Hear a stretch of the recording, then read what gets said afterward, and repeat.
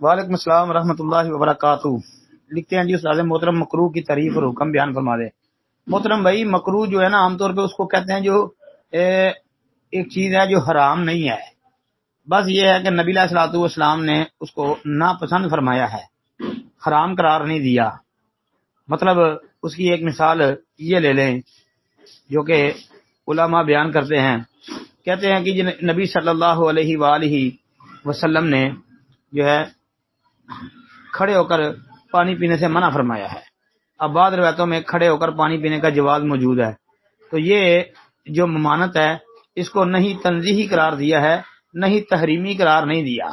نہیں تنزیہی مطلب اس کو نہیں تنزیہی کہتے ہیں، بعض علماء نے لکھا ہے کہ یہ مکروہ ہے، حرام نہیں ہے۔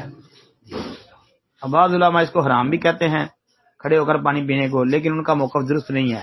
یہ ایک چھوٹی سی مثال جو ہے، باقی انشاءاللہ وقت ملا تو پھر اس بارے میں بھی کوئی تفصیلی جواب عرض کریں گے جی۔ السلام علیکم ورحمۃ اللہ۔ یہ مکروہ اور حرام کے حوالے سے، اور بھی ویسے بڑی مثالیں ہیں۔ السلام علیکم۔